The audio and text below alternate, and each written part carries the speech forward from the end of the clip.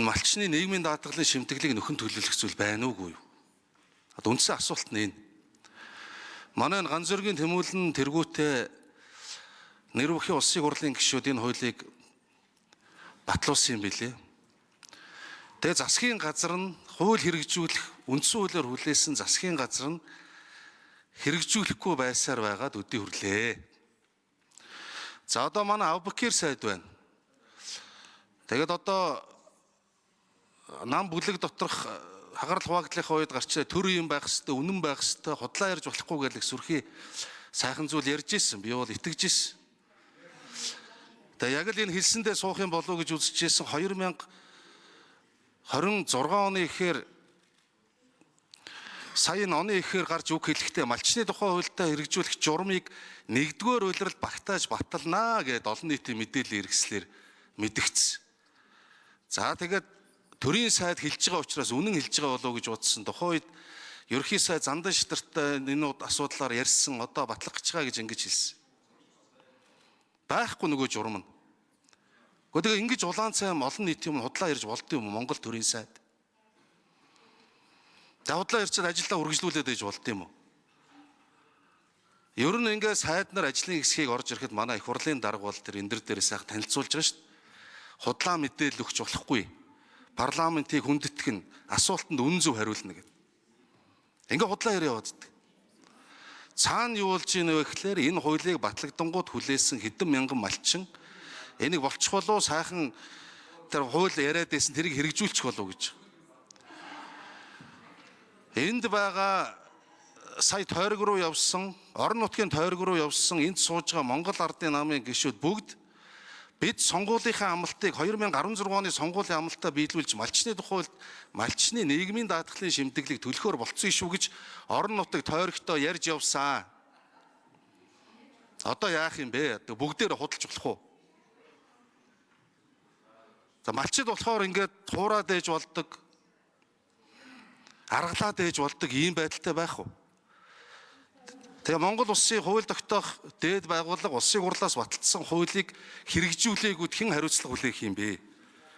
Би бол одоо зүгээр ингээд амаараа яриад байгаа биш, удаа дараагийн асуулга тавьсан. Одоо энэ Бямцогт дарга хэрэглэх газрын дарга багтаа өгсөн хариу нь байна. Хэн хариуцлагыг хүлээх юм бэ? Энэ хууль хэрэгжихгүй байгаад гэсэн огт хариулахгүй ирүүлж байгаа. Улсын хурлын гишүүний асуулгад хариу ирүүлэхгүй байж болд юм уу? Одоо 3 сарын 12-ны энэ Бямцогт даргын бичиг нь энэ байна. Удаа дараалын асуудлыг тавьж байгаа. Тэгэхээр хоёр үндсэн асуулт байна. Энэ төсвийг төсөөлөхдөө Монгол улсын их хурлаас баталсан хүчин төгөлдөр хууль тогтоомжуудыг дагаж мөрдөж чадах юм уу, чадахгүй юм уу? Чадахгүй л алийг чадахгүй. Нэг. Хоёр дахь асуулт, энэ төсвийг төсөөлөхдөө олон жил 2016 оноос хойш Монгол Ардын нам өөрийнхөө мөрийн хөтөлбөрт орж 10 жилийн турш малчтад амлаж байгаа малчтын нийгмийн даатгалын шимтгэлийг нөхөн төлөвлөх зүйлээ оруулж чадах юм уу, чадахгүй юм. Ингэ төсөөлж байгаа юм үгүй юу? Энэ дээр яг тодорхой хариулт авмаар. Хууль хэрэгжүүлээгүй хүмүүст хариуцлага тооцноо. Засгийн газарт яаж хариуцлага тооцдог? Огцруулж тооцдог. Сайдад яаж хариуцлага тооцдог? Огцруулж тооцдог. Энэ хариуцлага дээр одоо энэ хууль хэрэгжүүлээгүй хариуцлагыг хэн хүлээх вэ? Дөнгөж оны эхэнд эхний улирал багтаа нэгжээс энэ хариуцлагыг хэн хүлээх вэ? Тэгээ сая хоёр үндсэн асуултанд хариулт авъя. За, учир ерөнхий сайд хариулъя. За энэ малчны холбоотой хуулиуд дээр Эдвард сайдаар энэ хэрэгжлийг шалгах чиглэлээр ажлын хэсэг байгуулсан. Их хурл дээрж байх тэр Эдвард гишүү ахалж исэн. За үнс үдэ аж ахуй хөнгөн үйлдвэрийн сайдаар томилогдоод ингээд энэ ажлын хэсгүүдийг ахалж байна. Одоо баг халамжийг тогтоогод байгаа бие даасан бараг 8% үл. 8%. За халамж бараг за сүүлийн бай харсан 620 орчим тэрбум байна уу? Жилд өгөөдөх шиг. Хамгийн сонирхолтой зорилтод бүлэгдээ энэ халамжийн 24% нь хүрэхгүй л шүү. Халамж нүдэ болохгүй байгаа. Зорилтод бүлгүүдээ халамжилж чадахгүй энэ халамжийн тогтолцоо өөрөө халамжлуулах хэмжээнд очив. За тэгээ би энэ халамжийг зорилтод бүлэгт нь хүргье. Тэр хүүхдийн мөнгө цалинтай ээж тэр бусад хөтөлбөрүүд бол хүн амын өсөх бодлого шүү. Тэр бол гэр бүлийг дэмжиж байгаа бодлого. Тэрээс халамж биш. За энэ халамжийг шудраг болгож зорилттой бүлэгт нь хүргэе гэдэг хуулийг удахгүй бариад ороод ирээ. Тэгэхээр харин манай гишүүд та бүхэн маань нөгөө камер харахаараа нөгөө халамж их зөв шүү гэд ингээд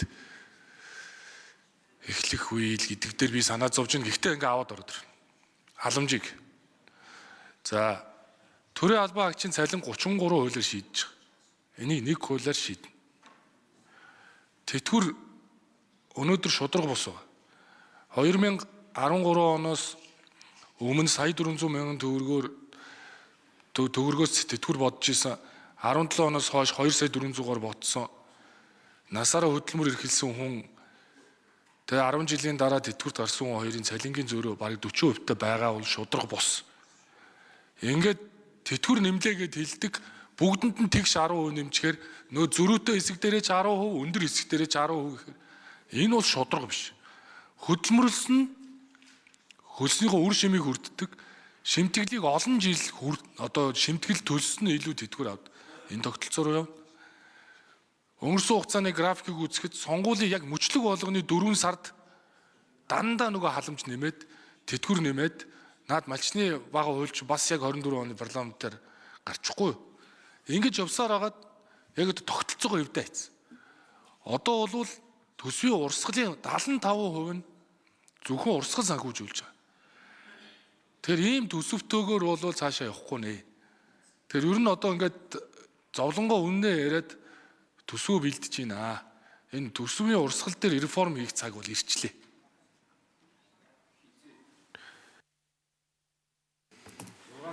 За эхвэр сайд нэмэлт хариулт өгье. За малчтын нийгмийн татгалыг бусад татвар төлөгчд өөрүүлэх энэ хууль өөрөө зөвөө буруу юу вэ? Бид бол малчтынхаа орлого олох манай шун гаралтай түүхийд бүтээгдэхүүний үнийг чөлөөтэй зах зээл өрсөлдөөнөө зарчим үн тогтоход дэмжих ёстой. Махны үн, малын үн, ноос ноолрын үн зах зээлийн зарчмаар овоо болж байна. Төр баг оролцох тусмал үн яг зах зээлийн ханш дээр тогтож ирж байна. Нэг талдаа малчтын орлого докторч байна. Гэтэл нийгмийн даатгалын зардлыг бусад татвар төлөгчдөөр өөрүүлэх нь шудрагуу гэдэг асуудал. Бид нар малчтыг маха Улаанбаатар хот ирэг зориулаад 50% хямдруул.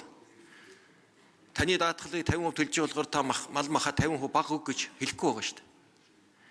Тэгэхээр хүн болгон татвар төлдөг, хүн болгон шударгаар орлого олдог. Үүнээсээ ирээдүйн үеийн баталгаа уулсан даатгалаа төлдөг байх. Алтан гэрэл шүүн тодорхой. Асуулт ерөөсө тов тодорхой асуулт. Төсөөлж байгаа мөг үү? Энэ мөнгийг энэ төсөв тавьсан юм уу юу? Хуулийн зөв бурууг засгийн газар шүүн хэлцэхгүй. Тэгэхээр хуулийн хугацаач дуусаагүй та тэгж буруу ойлгоод байгаа. Хугацаа тогтоосон заалт нь байхгүй болцсон болохоос үндсэн олох заалт нь бол хэвээрээ байгаа юм аа. Оруулж ирэх гэж байгаа хууль зорилго санаад ерөнхий сайдын сая ярьж байгаа зүйлийг ойлгож байна. Таны тайлбарыг ойлгож байна. Гэхдээ асуулт ганцхан. Хүчин төгөлдөр байгаа хуулийг хэрэгжүүлээгүй хариуцлага хэн үлээх юм? Энэ хуулийг хэрэгжүүлнэ гэж тооцоод төсөөлж байгаа мөнгө байгаа мó юу? Харин нэг зүйлийг хэлье их хоёр сайдаа. Өнгөрсөн жилүүдэд нөөцийн мах бэлдэж малчтыг махын үнэтэй заруулахгүй гэсний золиос өнөөгийн манай хөдөө шүү. Малчингүү. Залуу малчид байхгүй, амьдрал хэцүү, хотод төвлөрсөн байгаа энэ байдал шүү. Тэг гол асуулт төрийн хуулийг хэрэгжүүлэх юм уу юу? Ингэ төлөвлөж байгаа юм уу юу гэдэг. Товч. За эхвэр сайд хариул. Төсвийн хөрөө бол Монгол улсын эдийн засгийн тэр арамыг гаргаж байгаа шүү дээ. Эдийн засаг ингэж өсөх нь, төсвийн орлого ингэж өсөх нь, орлогын хэмжээ чинь ийм гэ баталж өгөө. Тэр хэмжээндээ зарлах чинь энэ байна. Гадаа зээл ингэж ашиглаж болно. Засгийн газрын өөрийнөө сэтрэхгүй, халамжийн зардал чинь сэтрэхгүй гэдгийг л гаргаж өгч байгаа. За энэ дээр одоо сангийн яам тооцоодлоо хийн. Төсвөө зохион шүү дээ. Тэгэхээр санжаа тооцоог нь гаргаад өгөөч. Саяны нийгмийн даатгал, малчтын нийгмийн даатгал 50% төлөх асуудал энд төсөвтөө тусгаж орж ирэх үү ирэхгүй юу? Тэр хуулийн хугацаа 1 сарын нэр үйлчлэх нь дуустал болсон гэж тайлбарлаад байгаа. Тэрийг тайлбарлаад байгаа. За ер нь бол боломжтой юм уу, боломжгүй юм уу гэж тодорхойл асуулт асуугаад байна да. 4 номер. За малчны тухай хуулийн 429-д бол малчныг бол нэг удаадаа нийгмийн даатгалын шимтгэлээр нөхөн төлөвлөх ийм бол хуулийн заалт бол байсан. Гэхдээ энэ хуулийн дээр бол уг нөхөн төлөвлөх хугацаа нь бол 26 оны 1 сарын 1-ээр энэ заалт нь бол хэрэгжих хугацааг нь дууссан. За төсвөр өрөөний мэдээлэл бол батлагдсан хуулийн хүрээнд болон хамт өргөгийн мэдээлэл зөвлөлийн хүрээнд тооцоол орж ирдэг. Тэгэхээр 27 оны төсвийн өрөөний мэдээлэлээр бол нөхөн төлөвлөх тооцоол бол байхгүй гэсэн үг. Ер нь бол яг зөвхөн тухайн үед мэдээлэл болгож хэлэхэд бол тухайн үед бол энэ хууль бол хэрэгжснээр нэг удаадаа 40 орчим тэрбум төгрөг орлого бол нийгмийн даатгалын санд ороод за тэгээ 27 онд бол За тодруулж нэмж хариулъя. Гүйцээж хариулъя.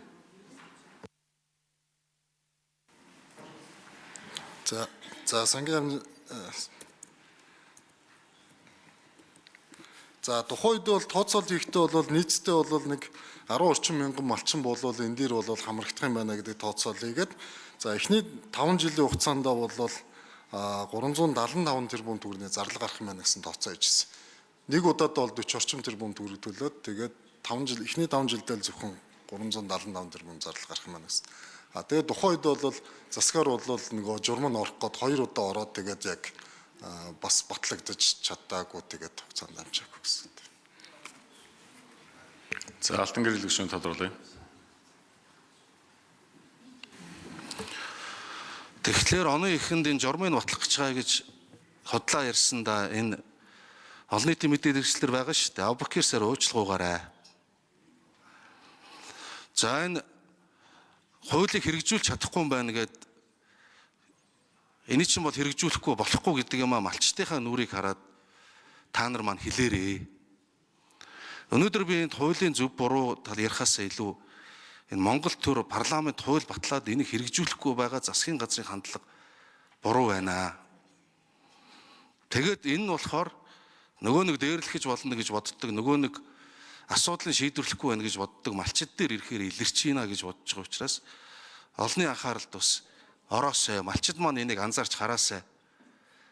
Сонгуулийн амлалт худлаа болсон шүү. Манай ганц зөргийн тэмүүлэн нарын гишүүдийн хичээж хийсэн зүйлийг хэрэгжүүлэхгүй байх шүү гэдгийг бас хараасай гэж ингэж зориуд өгүүлж. Баярлалаа. За малчны тухай хууль ганц зөргийн тэмүүлэн миний бие өргөн барьсан